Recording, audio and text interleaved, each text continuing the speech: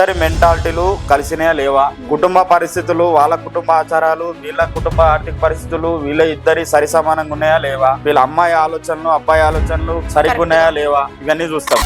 జాతకాలు అన్ని బాగుండి జాతకాలు అంతా కలిసి 36 గణాలు కలిసిన వాళ్ళు కూడా పెళ్లి చేసుకుని కూడా విడిపోయిన వాళ్ళు లేరా అంటే ఉన్నారు. మరి ఏ జాతకాలు చూడకుండా కూడా మరి కలిసి ఉన్నారా అని అంటే కలిసి ఉన్నోళ్ళు కూడా ఉన్నారు. కొందరు ఏంటంటే కలిసిన కలవకున్న అమ్మాయి మంచిదైతే చేసుకుంటామని కొందరు అంటారు. 5 ఏళ్ళు 10 ఏళ్ళు నేను జాతకం కోసమే వెతుకుతాను, జాతకం కోసమే జాతకం కలిస్తేనే నేను చేసుకుంటా అంటే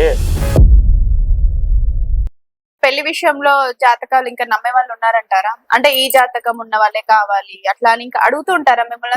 అడుగుతారు. ఎందుకు అడగరమ్మా, చాలా మంది ఉన్నారు. మా దగ్గరికి అయితే సంబంధాల కోసం ఎవరైతే వస్తారో వాళ్ళకు మ్యాచ్ నచ్చింది అని అంటే, లేదంటే దానికన్నా ముందైనా పిల్లగాడికి ఫోటోలు పంపిస్తాం కదా, అదే టైంలో ఏం చేస్తామంటే వాళ్ళకి టైం ఆఫ్ బర్త్ ఇస్తాము. కానీ జాతకాల ఆలోచన ఏమైనా ఉంటే చెక్ చేసుకోమని చెప్తాము. ముందే చెప్తాము.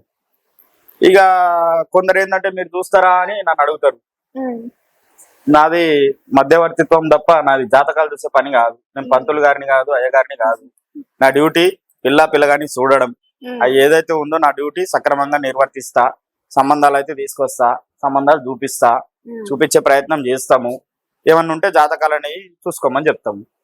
ఈ జాతకాలు చూసుకున్న టైంలో కొందరు ఏమడుగుతారంటే జాతకాలు ఖచ్చితంగా కలిస్తేనే చేసుకుంటామని అంటారు.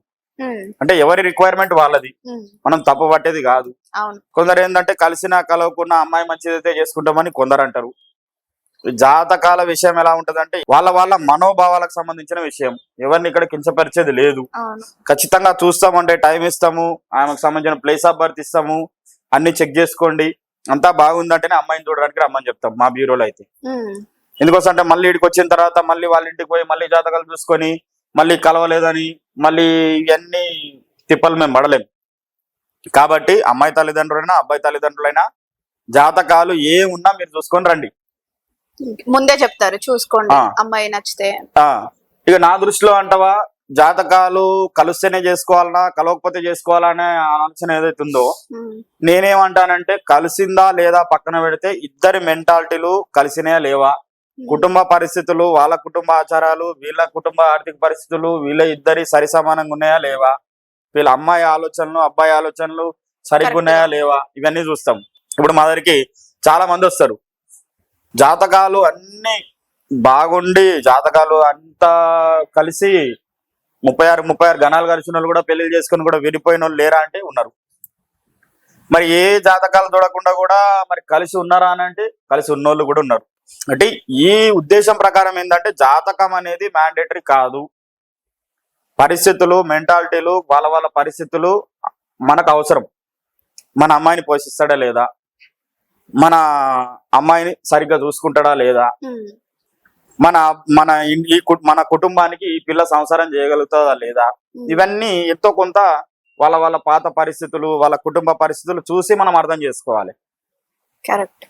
అప్పుడు జాతకాల పరిస్థితి అనేది ఎంతో కొంత కలిసిన కలవకున్న పేరు బలాల మీద చూసుకొని చేసుకుంటే తొందరగా పెళ్లి అవుతుంది.